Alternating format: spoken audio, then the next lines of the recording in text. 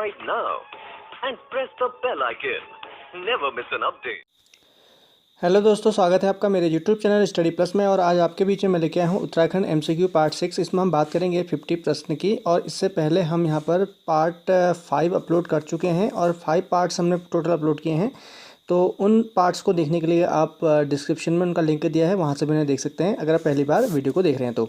ठीक है, और अधिक से अधिक लाइक कीजिए, शेयर कीजिए और सब्सक्राइब कीजिए चैनल को। ठीक है, तो पहली बार चैनल पर आए हैं, पहली बार वीडियो देख रहे हैं तो चैनल को सब्सक्राइब कीजिए, बेल आइकन को एक्टिवेट कीजिए ताकि सभी वीडियो की नोटिफिकेशन आपको प्राप्त हो जाए। ठीक है, तो चलिए शुरू करते हैं इस वीडियो को। तो आज की वीडियो का पहला प्रश्न इस प्रकार से है, देवप्रयाग के रघुनाथ मंदिर में घंटी पर लेख किसका है? देवप्रयाग के रघुनाथ मंदिर में घंटी पर लेख किसका है? किस शासक का है? कनकपाल, अजयपाल, सहजपाल या इनमें से कोई नहीं। ठीक है,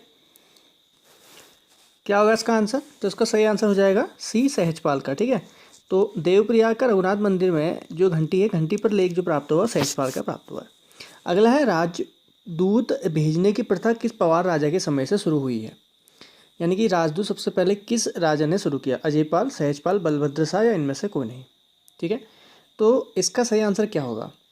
तो इसका सही आंसर जो होगा वो होगा सी, सहजपाल। 252 का सी, सहजपाल।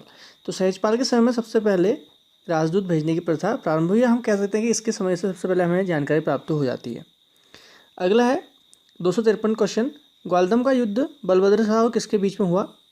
ज्ञानचंद, रुद्रचंद, कीर्तिचंद या इनमें से कोई नहीं। तो ग्वालदम का जो युद्ध होता है, यह युद्ध जो हुआ यह हुआ बलभद्र शाह और रुद्रचंद के बीच में। ठीक है, कब हुआ था? 1581 ईस्वी में हुआ था। ठीक है, अगला है, शाह की उपाधि लगाने वाले पहले परमार शासक कौन थे? मानशाह, बलभद्र शाह, महिपति शाह, इनमें से कौन है? तो शाह की पदवी सबसे पहले लगाई बलभद्र शाह ने। ठीक है, तो संभवतः ऐसा माना जाता है कि अकबर के समय में यह दी गई होगी, बट आपको परीक्षावाणी है उसमें लोधी वंश के बारे में लिखा आता है, बट इसका कार्यकाल देखें तो अकबर के समय का है। अगला है, मतलब मुगलों के समय का है वैसे, और उस समय जो थे लोधी का तो कोई मतलब यहाँ पर होता नहीं है। अगला है कि the early travels in India पुस्तक के लेखक कौन हैं? The early travels in India पुस्तक ये फॉरेस्टर हैं, विलियम फिंच हैं, एटकिंसन हैं, इनमें से कोई नहीं। The early travels in India पुस्तक के लेखक हैं फॉरेस्टर। ठीक है, तो इसका सही आंसर क्या होगा? ए। अगला है, मानशाह के समय किस चंद शासक ने आक्रमण किया? कीर्तिचंद, रुद्रचंद, लक्ष्मीचंद, इनमें से कोई नहीं। जो मानशाह के समय चंद शासक था जिसने यहाँ पर हमले किए थे वो थे लक्ष्मीचंद। इन्होंने कुल 8 बार आक्रमण किया, जिसमें से 7 बार इनकी हार हुई, 8वीं बार थोड़ी सी जीत मिली। ठीक है, तो इस प्रकार से लक्ष्मीचंद के समय में ये जो था मानशाह। देखो टाइम पीरियड कभी कभी ऐसे भी पूछा सकता है प्रश्न आपसे कि किस राजा, अब लक्ष्मीचंद है, इसके 7-8 बार आक्रमण हुए, बहुत फेमस है इसके आक्रमण। तो ये पूछा सकता है कि मानशाह के समय किस चंद शासक ने सर्वाधिक आक्रमण किया या किस चंद शासक ने किस पवार शासक के समय शासन किया। तो इस प्रकार से प्रश्न आपको दोनों तरफ से पूछे जा सकते हैं। अगला है, नंदी किस पवार राजा का सेनापति था? महिपति शाह, अजयपाल, मानशाह, इनमें से कोई नहीं। तो नंदी जो था यह मानशाह का सेनापति था। ठीक है, अगला है 258, मानवोदय काव्य की रचना किसने की? कवि शिव, कवि भरत या कवि सूरत, इनमें से कोई नहीं। तो इसका सही आंसर हो जाएगा कवि भरत। तो भरत कवि ने मानवोदय काव्य की रचना की है। ठीक है, चलिए अगला है 259, कवि भरत को ज्योति के राय की उपाधि किसने दी? अकबर, जहांगीर, औरंगजेब, इनमें से कोई नहीं। कवि भरत को ज्योति के राय की उपाधि जहांगीर द्वारा दी गई थी। ऐसा माना जाता है कि कवि भरत जो था वो जहांगीर का ज्योतिषी रहा और इसी वजह से जहांगीर ने उसको ज्योति के राय की उपाधि दी। अगला है 260, मानपुर नामक नगर किस पवार शासक ने बसाया? महिपति शाह, मानशाह, पृथ्वीपति शाह, इनमें से कोई नहीं। तो मानपुर नामक नगर जो बचाया वो मानशाह द्वारा बसाया गया था। अगला है, मानवोदय काव्य किस भाषा में रचित है? उर्दू, संस्कृत, गढ़वाली या हिंदी? मानवोदय काव्य जो है वह किस भाषा में होगा? तो इसका सही आंसर जो हो जाएगा वो हो जाएगा बी, संस्कृत भाषा में। ठीक है, अगला है, मानवोदय काव्य में किस राजा को राजा बलि के समान दानवान बताया गया है? मानशाह, सुदर्शन शाह, महिपति शाह, इनमें से कोई नहीं। तो इसका सही आंसर जो होगा वो हो जाएगा ए मानशाह, क्योंकि मानशाह का दरबारी कवि था जिसने मानदेय काव्य लिखी है। तो वो दरबारी कवि था, तो ऑब्वियसली क्या है कि उसने अपने राजा के बारे में अच्छी अच्छी बातें लिखी हैं और अपने राजा की जो है बढ़ाई की है। तो राजा बलि के समान दानवीर बताया है उसको। किस शासक का उल्लेख जहांगीरनामा में मिलता है? 263 क्वेश्चन। मानसा, शामशाह, पृथ्वीपति शाह, इनमें से कौन है? तो जहांगीरनामा में जो उल्लेख मिलता है वह किसका मिलेगा? शामशाह का। ठीक है, बहुत इंपॉर्टेंट है ये। किस पुस्तक के अनुसार मुगल शासक जहांगीर ने शामशाह को घोड़े व हाथी उपहार में दिए? ठीक है, तो यह जो पुस्तक है कौन सी है? अकबरनामा, तुझे जहांगीर, हुमायूंनामा, या इनमें से कोई नहीं? तो इसका सही आंसर क्या हो जाएगा? इसका सही आंसर हो जाएगा बी, तुझे जहांगीर में। ठीक है, ये प्रश्न पूछा भी जा चुका है 2 बार। अगला है शामशाह का शासनकाल कब से कब तक था? 1611 से 1630 तक, 1611 से 1631 तक, 1611 से 32 तक, 1611 से 23 तक। तो शामशाह का शासनकाल कब से कब तक रहा? तो इसका जो शासनकाल रहा वो रहा 1611 से 1630 तक। अगला है शिरोमणि की रचना किसने की? वास्तु शिरोमणि। ठीक है, तो वास्तु शिरोमणि की रचना किसके द्वारा की गई? शंकरदेव, सुखदेव, मतीराम, इनमें से कोई नहीं? तो इसका सही आंसर हो जाएगा शंकरदेव। शंकरदेव ने वास्तु शिरोमणि ग्रंथ की रचना की। अगला है सामाशाही बागान का निर्माण किस शासक ने करवाया? मानशाह, शामशाह, महिपति शाह, इनमें से कोई नहीं? तो इसका सही आंसर हो जाएगा श्यामाशाही बागान का निर्माण शामशाह द्वारा कराया गया था। ठीक है, चलिए आगे बढ़ते हैं। अगला है सती प्रथा का उल्लेख किस पवार शासक के समय मिलता है? कनकपाल, अजयपाल, शामशाह, इनमें से कौन नहीं? तो सती प्रथा का उल्लेख सर्वप्रथम जो मिलता है वो मिलता है शामशाह के समय में। ऐसा माना जाता है कि शामशाह के बाद उसकी 60 रानियाँ जो थी, 60 रानियों का सती होने का उल्लेख मिलता है। ठीक है, अगला है अंतोनियो द अंद्रांदे नामक पादरी किस वर्ष से श्रीनगर आया? 1621, 1623, 1624 या 1626? तो अंद्रांदे नाम का जो व्यक्ति था, जो पादरी था, जो अपने धर्म का प्रचार प्रसार करने के लिए आया था, तो यह आया था सन 1624 ईस्वी में। अगला है केशवराय मठ की स्थापना किसने करवाई?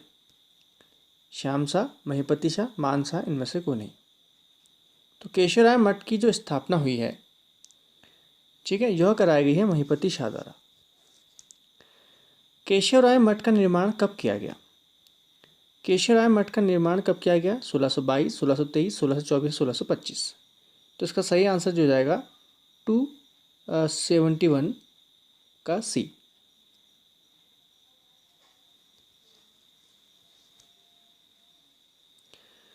ठीक है, तो 1600 यहाँ पर गलत हो गया, 1625 ईस्वी में इसकी जो है निर्माण हुआ है। ठीक है, ये मिस्टेक हो गया, 1625 में इसका निर्माण किया गया था, महिपति शाह ने करवाया था। ठीक है, अगला प्रश्न है केशवराय मठ का निर्माण किस शासक के समय हुआ? महिपति शाह, मानशाह, शामशाह, या इनमें से कोई नहीं? तो इसका सही आंसर जो हो जाएगा 273 का वो हो जाएगा सी, शामशाह। अब यहाँ पर क्वेश्चन आपको समझना क्या है, देखिए, केशवराय मठ की स्थापना कराई महिपति शाह ने है, हुई है 1625 में, और किसके समय में हुई है? शामशाह के समय में हुई है। उस समय राजा शामशाह था, क्योंकि शामशाह का जो समय मैंने आपको बताया था, तो वो शामशाह का समय क्या था? 31 तक था। ठीक है, 1631 तक शामशाह का समय था, जो मैंने आपको बताया था अभी। 1611 से 1630 तक था, सॉरी। तो 1611 से 1630 तक उनका जो शासनकाल रहा, 30-31 तक, ठीक है, 30 तक रहा। तो यहाँ पर तो उस समय अंतोनियो भी देखो 1624 में आया, तो उस समय भी कौन था? शामशाह था। केशवराय मठ की स्थापना महिपति शाह ने कराई, बिल्कुल सही बात है, लेकिन 1625 में कराई, और उस समय राजा जो था वह शामशाह ही था। ठीक है, अगला है महिपति शाह किसका पुत्र था? महिपति शाह शामशाह का, दुलाराम शाह का, मानशाह का, इनमें से कोई नहीं? तो जो महिपति शाह था, जो शामशाह के बाद गद्दी पर बैठता है, ठीक है, तो यह जो पुत्र था यह था दुलाराम शाह का। ठीक है, क्योंकि यह महिपति शाह शामशाह का चाचा था, तो इसलिए महिपति शाह जो है वह दुलाराम शाह का पुत्र था। अगला है किस शासक ने को गर्वभंजन भंजन का कहा जाता है? ठीक है, मानशाह, महिपति शाह, शामशाह, इनमें से कोई नहीं? तो इसका सही आंसर हो जाएगा बी, महिपति शाह को गर्वभंजन कहा जाता है। सबसे अधिक उम्र में राजा बनने वाला शासक श्याम शाह, मान शाह, महिपति शाह या अजयपाल। तो इसका सही आंसर भी महिपति शाह ही है, जो सर्वाधिक उम्र में शासक बना था, लगभग 70 की उम्र में। ठीक है, तो काफ़ी लंबी उम्र में वो शासक बना था और यह गढ़वाल का ऐसा एकमात्र राजा जो सर्वाधिक उम्र में राजा बना था। अगला है 277, किस शासक को मुगलों ने अक्खड़ राजा कहा? श्याम शाह, सुदर्शन शाह, महिपति शाह, इनमें से कौन है? तो इसका सही आंसर जो है वो हो जाएगा सी, महिपति शाह, क्योंकि महिपति शाह जो है वह शाहजहाँ के जो राज्याभिषेक में है उसमें गया ही नहीं, निमंत्रण मिलने के बाद भी नहीं गया। 278 है, महिपति शाह ने तिब्बत पर कितने आक्रमण किए? 2, 3, 4, 5। तो महिपति शाह ने तिब्बत पर जो किए वो कुल 3 आक्रमण किए थे। ठीक है, जिसमें कई कई बुक्स में लिखा हुआ है कि जिसमें क्या है माधो सिंह भंडारी जो थे शहीद हो गए। ठीक है, लोधी रिखोला भी थे, तो बहुत से यहाँ पर इसके सेनापति रहे हैं। अगला है 279, किस पवार शासक ने नागा साधु की हत्या करवाई थी? किस पवार शासक ने, ठीक है, महिपति शाह, प्रतिपति शाह या फतेह शाह या इनमें से कोई नहीं? ठीक है, फतेह शाह या इनमें से कोई नहीं। तो इसका सही आंसर हो जाएगा ए, महिपति शाह। ठीक है, नागा साधुओं की एक बार इसने हत्या करवा दी थी। नागा साधु के पास इसने हथियार वगैरह देखे, चिमटे वगैरह या तलवार वगैरह देखी, तो उससे चिढ़ के इसने उनकी हत्या का आदेश दे दिया था। 280 है, माधो सिंह भंडारी, बनवारी दास, रिखोला लोधी किसके सेनापति थे? ठीक, महिपति शाह, फतेहपति शाह, प्रदीप शाह, इनमें से कौन नहीं? तो इसका सही आंसर हो जाएगा, क्या हो जाएगा? महिपति शाह। तो बनवारी दास भी है, रिखोला लोधी भी है, लोधी रिखोला भी कहते हैं, और माधो सिंह भंडारी जो है वो भी गरुभंजक के नाम से जो प्रसिद्ध हैं, गरुभंजक, तो ये भी जो है इन्हीं के सेनापति थे। माधो सिंह भंडारी का ये किस युद्ध में मारा गया था? ठीक है, तो सिरमौर का युद्ध, तुमुल का युद्ध, देहरादून का युद्ध, इनमें से कोई नहीं। तो ऐसा माना जाता है कि तुमुल के युद्ध में जो हुआ था माधो सिंह भंडारी मारा गया था। ठीक है, इनके स्पष्ट जो है जानकारी बहुत ही कम है कि माधो सिंह भंडारी एक्चुअली में कब मरा। कोई कहता है कि सिरमौर के युद्ध में मरा, कोई कहता है कि तुमुल के युद्ध में मरा, कोई कहते हैं आप तिब्बत युद्ध में मर गया था। तो इस प्रकार से अलग अलग इसके जो हैं, बट तुमुल का युद्ध है यहाँ पर। ठीक है, अगला है देहरादून में करणपुर गांव किसने बसाया था? महिपति शाह, माधो सिंह भंडारी, कर्णावती। ठीक है, तो रानी कर्णावती ने करणपुर गांव को बसाया था देहरादून में। ठीक है, चलिए अगला है 283, गौरवभंजक की उपाधि किसे दी गई थी? महिपति शाह, माधो सिंह भंडारी, श्याम शाह, इनमें से कोई नहीं। तो गौरवभंजक जो है माधो सिंह भंडारी है। ठीक है, और गौरवभंजन यहाँ पर 9 लग जाएगा तो वो महिपति शाह है। ठीक है, तो दोनों में अंतर है। अगला है, किसे ताराबाई व दुर्गावती कहा जाता है? कर्णावती, रानी कटौची या नेपालिया, रानी नेपालिया, इनमें से कोई नहीं। तो उसका सही आंसर क्या था 284 का? तो ताराबाई या दुर्गावती कहा जाता है रानी कर्णावती को। ठीक है, अगला है, पृथ्वीपति शाह का राज्याभिषेक कब हुआ? 1634, 1640, 1645 या 1616? पृथ्वीपति शाह का राज्याभिषेक की बात हो रही है। ठीक है, तो पृथ्वीपति शाह का जो राज्याभिषेक हुआ था 285, इसका हुआ था सन 1640 में। ठीक है, 1634 के आसपास वो गद्दी पर उनको मिल गए थे, लेकिन वो बहुत छोटे थे उस समय। माता जो कर्णावती थी इनकी, वो इनकी संरक्षिका रही, तो इनको गद्दी पर नहीं बैठाया गया। मात्र कुछ ही साल के थे, बहुत मतलब अल्पवयस्क माने जा सकते हैं, अल्पवयस्क थे, गद्दी पर बैठने लायक वयस्क नहीं थे। तो इसलिए माता कर्णावती ने राजपाट अपने हाथ में संभाला और बाद में 1640 में जब वयस्क हो गए तो उनको राजगद्दी दे दी गई। नागकटी रानी किसे कहा जाता है? कर्णावती, कटौची, नेपालिया, इनमें से कोई नहीं। तो ये तो आपको रटा हुआ है, रानी कर्णावती को नागकटी रानी कहा जाता है। क्यों कहा जाता है अब आगे देखते हैं। सन 1636 ईस्वी में मुगल सेनापति ने दून पर हमला किया। किस मुगल सेनापति ने यहाँ पर दून पर हमला किया था? ए है कासिम खां, नवाजत खां, कादिर खां, इनमें से कोई नहीं। तो इसका सही आंसर क्या हो जाएगा? नवाजत खां। तो नवाजत खां ने यहाँ पर दून पर हमला किया। दून पर हमला करते समय उस समय जो रानी थी वो रानी कर्णावती थी, यानी कि पृथ्वीपति शाह की माता उस समय जो थी पृथ्वीपति शाह के बदले शासन कर रही थी संरक्षिका के रूप में, और इसलिए रानी कर्णावती ने मुगलों को पकड़ के उनके नाक और कान कटवा दिए थे, जिस वजह से उसका नाम क्या पड़ा? नागकटी रानी पड़ा। और यह युद्ध 1636 में हुआ था। 1636 के आक्रमण का उल्लेख किस पुस्तक में मिलता है? अकबरनामा, तुझी की जहांगीर, बादशाहनामा, इनमें से कोई नहीं।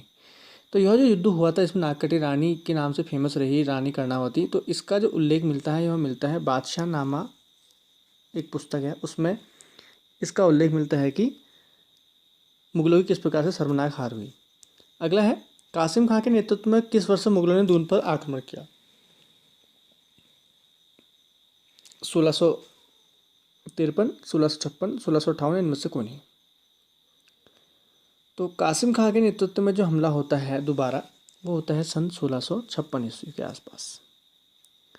1636 ईस्वी का जो हमला हुआ, जिसमें कर्णावती ने मुगलों को हराया, उस समय शाहजहाँ था। शाहजहाँ ने अपनी यह बेइज्जती समझी और उसने दोबारा हमला, उसने 3 बार हमला किए, उसने 3 या 4 बार हमले किए थे। तो 1656 में हमला हुआ, इसमें बाज बहादुर चंद ने भी उसकी सहायता की थी। मैंने आपको बाज बहादुर चंद वाले में पढ़ाया भी है, आप उसको देख लेना। पृथ्वीपति शाह ने सुलेमान सिकों को किस वर्ष से शरण दी? 290, 1656, 1657, 1658, 1659। ठीक है, पृथ्वीपति शाह ने सुलेमान सिकों को कब शरण दी थी? तो यह शरण जो दी गई थी, सन 1658 में। ठीक, किसे अभागा शहजादा कहा जाता है? मेदिनी राय, दारा सिकों, सुलेमान सिकों, इनमें से कोई नहीं। तो जो अभागा शहजादा कहा जाता है वो सुलेमान सिकों को कहा जाता है। ठीक है, 1658 में आपको पता है कि युद्ध होते हैं औरंगजेब, दारा सिकों, उनके बीच में, जिसको हम उत्तराधिकार का युद्ध कहते हैं। आपने हिस्ट्री में पढ़ा होगा। तो उत्तराधिकार के युद्ध में दारा सिकों तो मारा जाता है, तो उसका बेटा जो है सुलेमान सिकों भाग के यहाँ पर गढ़वाल की शरण में आता है। तो गढ़वाल में पृथ्वीपति शाह उस समय उसको शरण देते हैं। तो 1658 का बहुत इंपॉर्टेंट डेट है। तो अभागा शहजादा भी सुलेमान सिकों कहा जाता है। किसे लघु अकबर कहा जाता है? मेदिनी राय, दारा सिकों, सुलेमान सिकों, या इनमें से कोई नहीं। तो लघु अकबर जो है यह कहा जाता है दारा सिकों को। सुलेमान सिकों का जो पिता है उसको कहा जाता है लघु अकबर। ठीक, अगला है ट्रेवल्स इन इंडिया पुस्तक के लेखक कौन है? फॉरेस्टर, विलियम फिंच, ट्रेवेनियर, इनमें से कोई नहीं। तो ट्रेवल्स इन इंडिया पुस्तक के जो लेखक हैं, ठीक है, वो हैं ट्रेवेनियर। ठीक है, तो ट्रेवल से ट्रेवेनियर याद कर लो आप, ट्रो से ट्रो। ठीक है, तो ट्रेवेनियर जो है वो ट्रेवल्स इन इंडिया पुस्तक के लेखक। मेदिनी शाह ने किसके साथ मिलकर सुलेमान सिकों को पकड़वाया? जय सिंह, राम सिंह, मौला राम, इनमें से कोई नहीं। तो जो मेदिनी शाह था, मेदिनी राय इसको कहें हम, तो यह पृथ्वीपति शाह का एक बेटा था जो खुद गद्दी पे हथियाना चाहता था, गद्दी पर बैठना चाहता था। इसको बहुत ज़्यादा इसके प्रति, मतलब इसको मौला राम ने इसके प्रति काफ़ी नेगेटिव लिखा है, मतलब ये अच्छा नहीं था। ठीक है, तो मेदिनी शाह ने ही सुलेमान सिकों को पकड़वा दिया था अपने पिताजी के अगेंस्ट जाके। तो वो किसके साथ पकड़वाया, ये कौन था उसके साथ में? ठीक है, जय सिंह, राम सिंह, मौला राम, इनमें से कोई। तो 294 का जो सही आंसर है वो है राम सिंह। राम सिंह जो था वो जय सिंह का पुत्र था। अकबर, औरंगजेब ने जय सिंह को यह आज्ञा दी थी कि वह सुलेमान सिकों को पकड़वा के लाए। तो सुलेमान सिकों ने अपने बेटे से कहकर और मेदिनी शाह को इसको क्या कहते हैं, लालच देकर कि हम तुम्हें गद्दी बैठाएंगे, इसने राम सिंह के साथ मिलकर सुलेमान सिकों को पकड़वा दिया। मेदिनी शाह ने सुलेमान सिकों को कब मुगल बादशाह को सौंपा? सन 1660, 1661, 1662, इनमें से कोई नहीं। तो इसका सही आंसर जो हो जाएगा बी, सन 1661 में। 1658 में इसको शरण दी गई और 1661 में इसको पकड़वा दिया गया। बाद में इसको मारकर इसे भी इसके पिताजी के साथ ही दफना दिया गया। मेदिनी शाह की मृत्यु कब हुई? मेदिनी शाह की मृत्यु कब हुई? 1661, 1662, 1663, 1664। तो इसका सही आंसर जो हो जाएगा 296, सन 1662। 1661 में इसने इसको पकड़वाया, 1662 में मेदिनी शाह की मृत्यु हुई। कहते हैं कि मेदिनी शाह ने जब सुलेमान सिकों को पकड़वाया तो पृथ्वीपति शाह ने उसको देश निकाला कर दिया, यानी गढ़वाल से उसको निकलवा दिया, अपनी ज़मीन अपनी जायदाद से उसको बेदखल कर दिया। तो मेदिनी शाह जो है वह मुग़ल दरबार में रहा और मुग़ल दरबार में ही उसकी 1662 में मृत्यु हो गई, ऐसा कहा जाता है। कुछ बुक्स में आपको मेदिनी राय या मेदिनी शाह गद्दी पर बैठा हुआ भी बताया गया कि वो गद्दी पर बैठा। तो मेदिनी शाह की मृत्यु 1662 में हुई, ऐसा कटौच कहते हैं।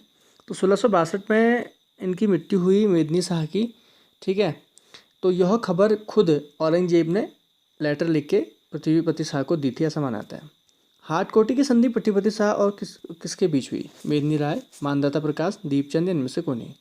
हाटकोटी की संधि जो हुई थी यह हुई थी मानदाता प्रकाश और पृथ्वीपति शाह के बीच में। सिरमौर कर आया था मानदाता प्रकाश, उसके साथ ही संधि होती है।